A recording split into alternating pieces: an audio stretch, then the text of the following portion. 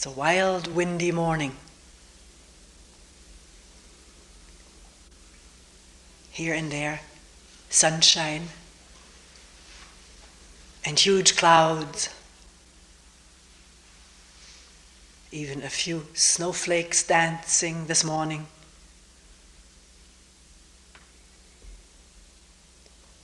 And lots of birds feeding.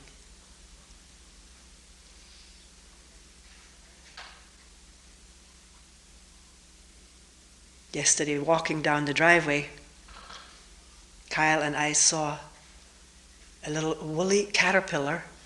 Half of it was totally muddy, and half of it was shiny brown and black. Even caterpillars get muddy.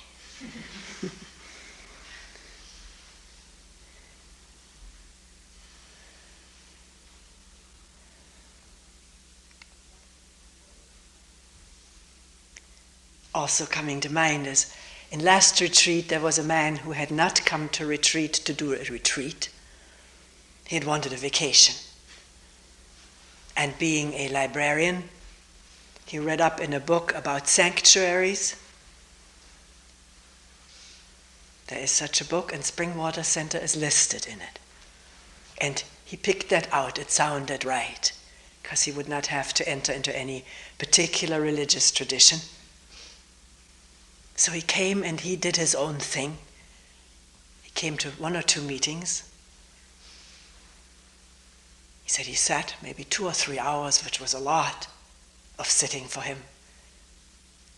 And at the end he said he really had a great vacation. And he said once walking through the field, that upper field, with all the yellow oats, they're not yellow, you can't describe the color. Sun and winter and snow bleached, dry grasses bending in the wind. He said, I had an inkling of what you're talking about.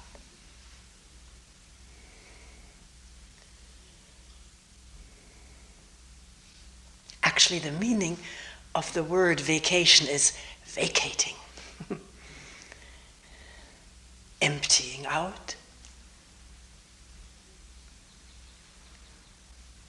of the stuff, the used stuff, the old stuff, so that there can be presence with what is new and unused.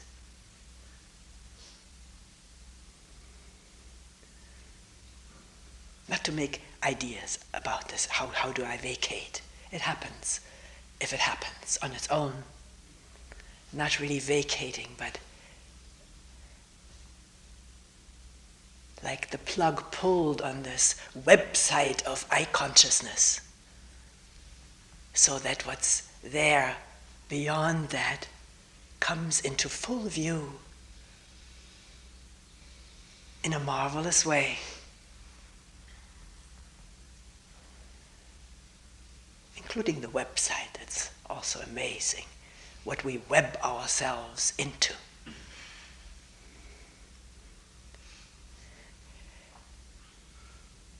In this connection, let me take up the question of fear.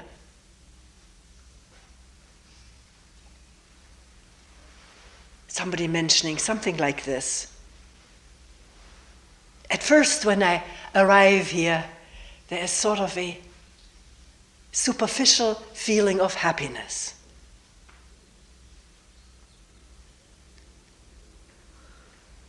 But doing what you suggest doing, namely looking at myself, looking inward, listening, I don't like that, because it reveals stuff I don't want. It reveals a deep unhappiness underneath that superficial happiness. And a fear that goes with it. And all I want to do is be active again, so I don't have to feel that fear or that pain in the back, which usually in my daily activity disappears. I don't think about it, I don't feel it.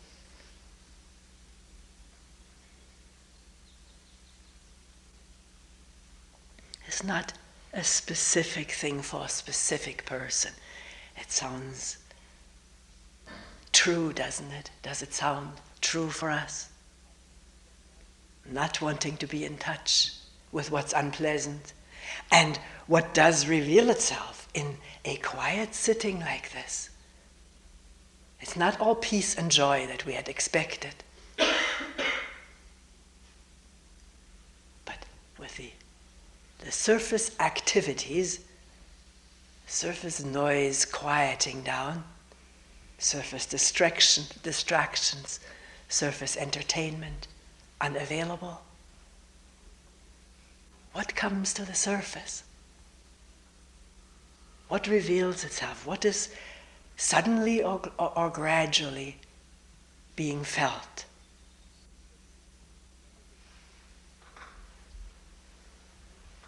Many different things for many different people at many different times.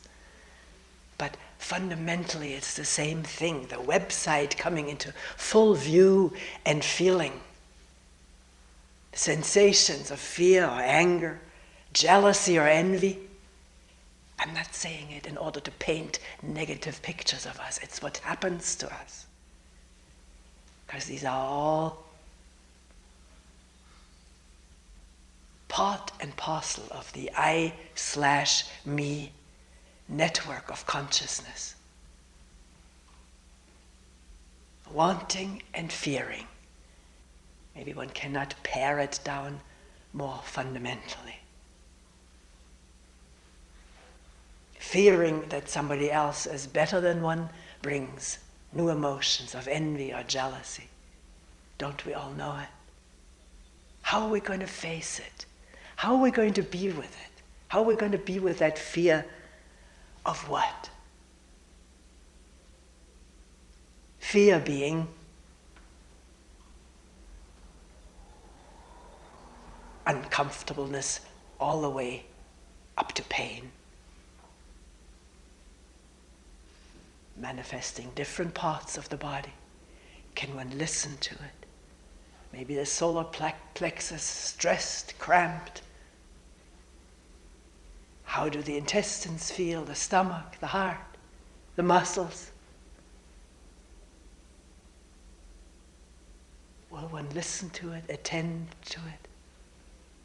Here in this safe atmosphere of all of us in the same boat, human beings are full of fear since the earliest of days. The scars of old fears vibrating with the occurrence of new fears.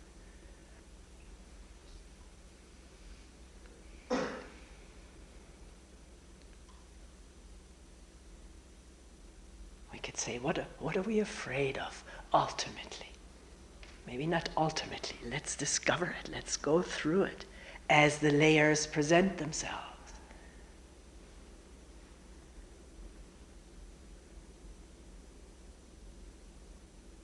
Is one afraid of loneliness, abandonment, now or eventually, or past abandonment, which may repeat itself, always needing thought and memory to play along. Without thought and memory, fear syndromes don't get triggered. Can one see that? Often one doesn't. People argue quite violently with me that some fears are not triggered by memory, they're just there. And maybe the difficulty is that we assume memory is just verbal, with concrete, pin-downable thought. But memory is also physical, visual, auditory, taste memories, visceral memories of what happened and how it felt then, and the fear of this repeating itself, avoiding it, which is programmed into this body to avoid unpleasantness, for survival, to avoid danger. Real danger, not imagined and remembered danger. But we must be careful.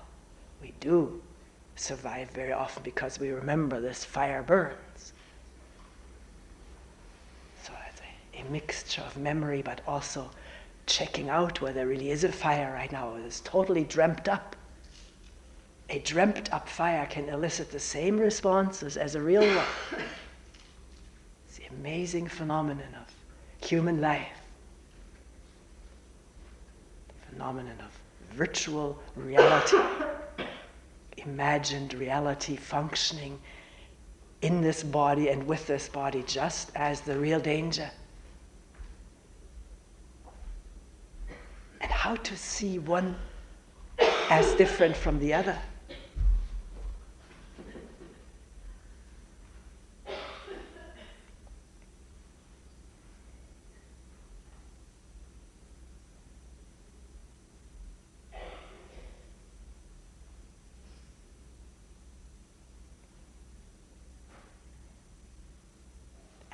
You may say, yes, I do see that right now this danger is imagined, or this, whatever triggered this fear is memory, is a deep, deep conditioning of inadequacy, insufficiency.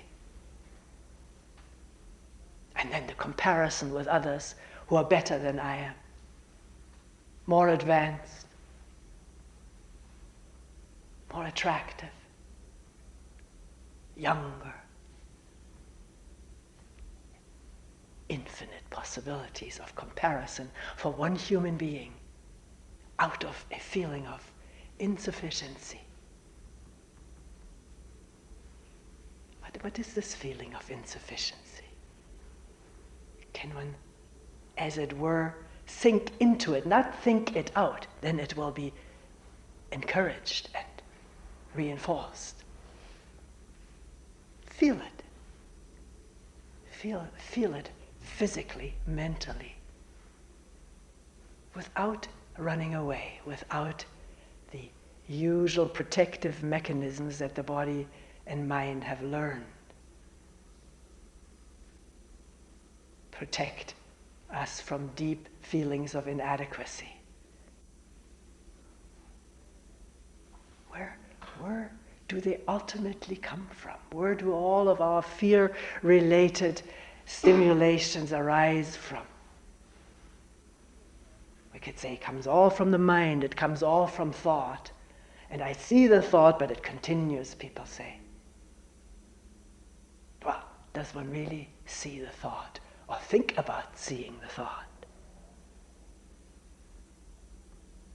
Because the moment thought about a danger lets up, the body has a chance and space to quiet down. It doesn't keep it up in the absence of the trigger, the story, the memory. This body and brain, which are one unit, want to have balance, equilibrium, peace, and quiet. Bring things to order, allow order to reestablish itself. There are marvelous processes at work to establish that, if not agitated by new and fresh thoughts about my situation, comparison with others, or one sees there's fear and unhappiness and one doesn't like it because one has a strong image, one is a fearless and happy person. And the need to support that image, to keep it going. When one thinks this is me, the idea of happiness and fearlessness. The attachment to that idea brings rejection of what one sees in oneself. I want to see unhappiness. It doesn't conform to how I feel and think about myself. That's the beauty of letting go, maybe just temporarily, one knows not how long, of the image of oneself and discovering what is really there without constant comparison to the image. And not even needing to call what one calls unhappiness, unhappiness. What is it? What is it? Sink into it and feel it out with maybe just a candle or a little flashlight of looking and wondering.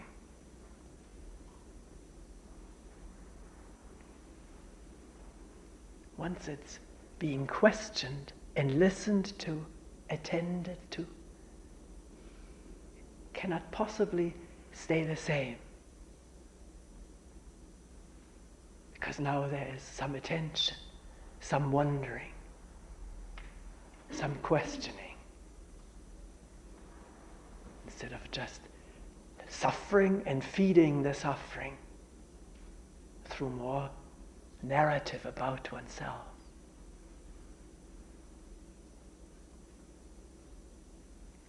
And yet we haven't yet come at the foundation of all of this emoting which brings us so much suffering. And I'm talking about fear and anger, jealousy and envy.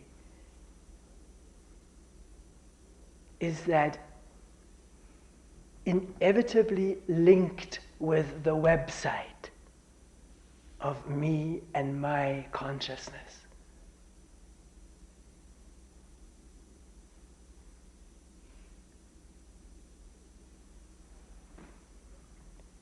The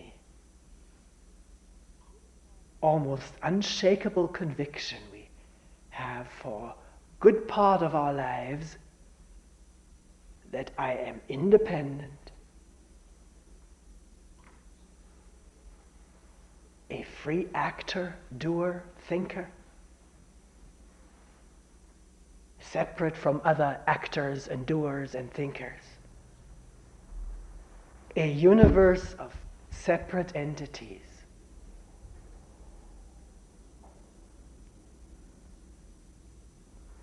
Which one can roughly divide into them and me, or them and us. Do we think that way? I'm putting it very starkly. It's much more subtle than that, but is that the fundamental basis of our daily living? My relative independence, or my complete independence, I may believe, from those of other people who may have it in for me, who are better than me, more successful, more attractive, more spiritual. When one works here, in this realm, the same emotions, the same mechanisms operate. Now it's not more money or more success or fame, but more spirituality, more advancement on the path.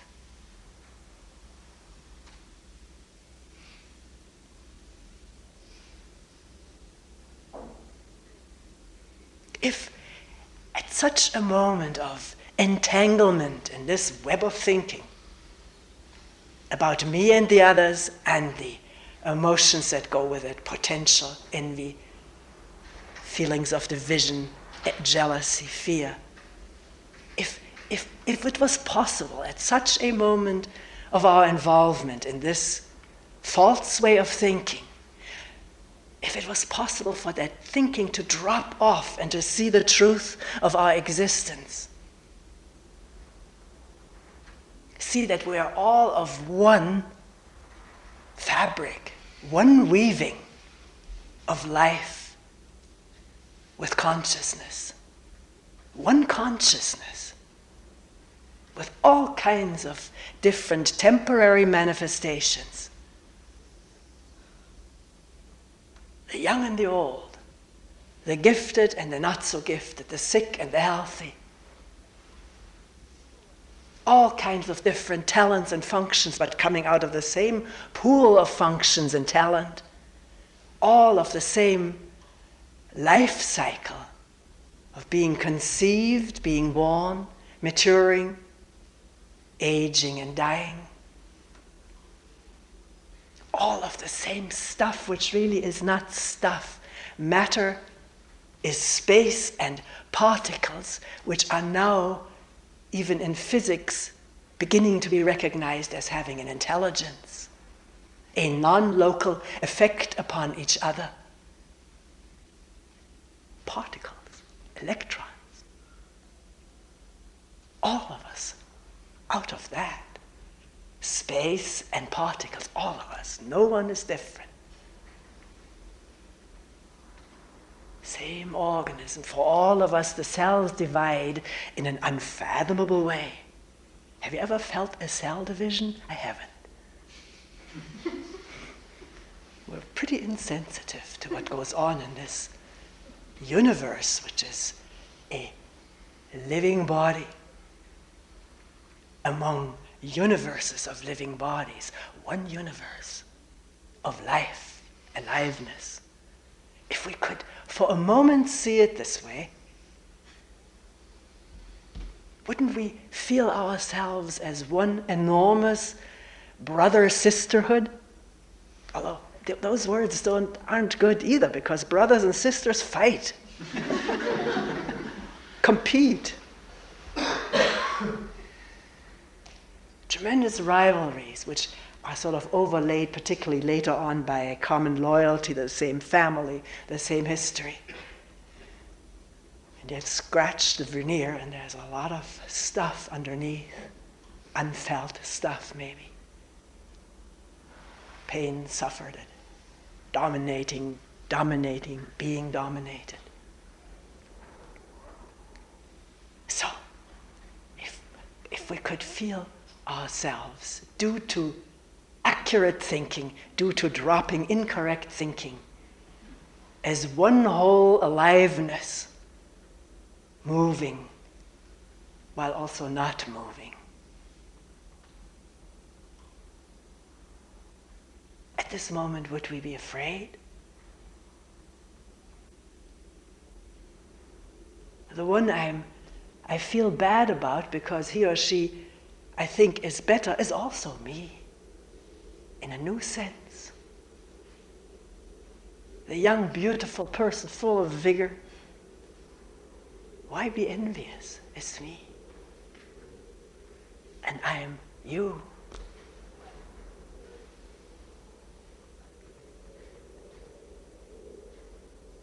Don't say already, I'm not seeing it this way. You do, but I'm not. Just go with it for a while, playfully.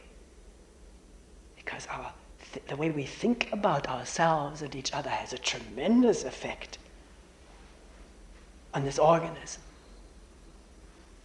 on its vital functions. Whether we get green with envy, that's how we said it in German, green with envy, yellow with jealousy, red with anger. Purple must be something too. Organism is the most faithful servant there is. Think a thought and it already vibrates with emotions and reactions. So the way we think has a great impact. To give that its due. And yet it seems that the way the tracks or the wiring has been laid for the decades that is one's life, or the millennia that is the life of humanity, the definiteness of the tracks that have been laid, the depth of them, seems to make it impossible to change that.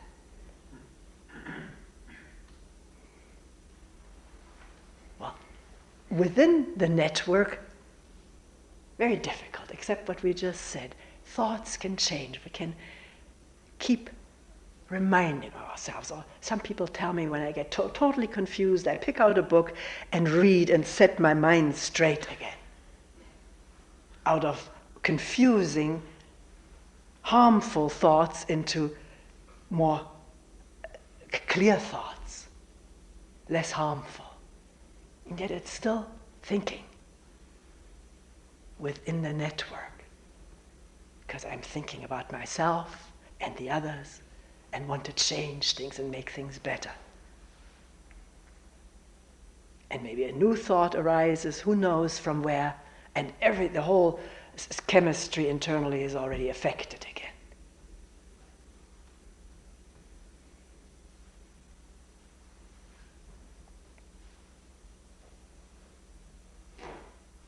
So, here we are on a sunny, windy, cool morning.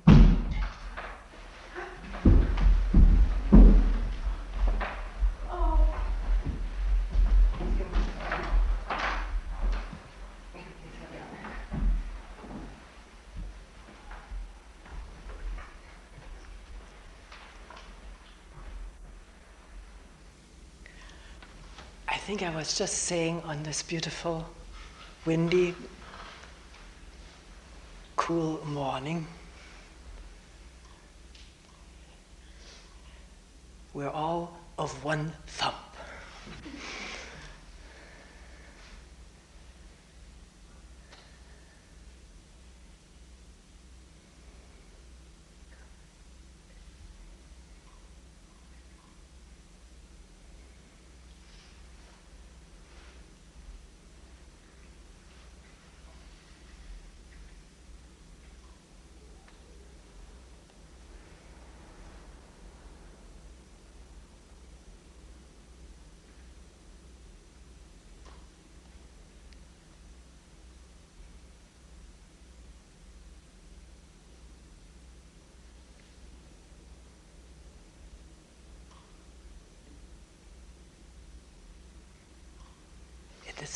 At this moment of listening,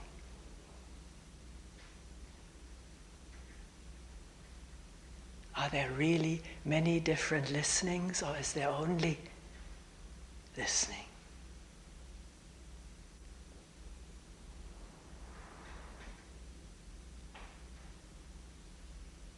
One wind and one listening.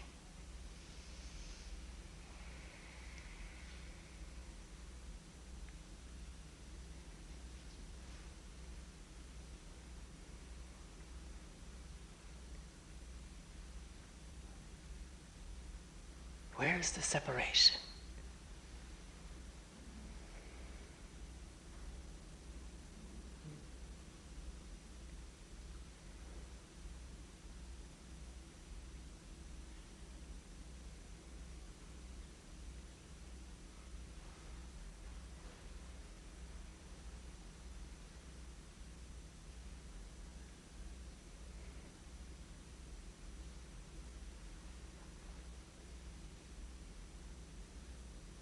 We will end here for today.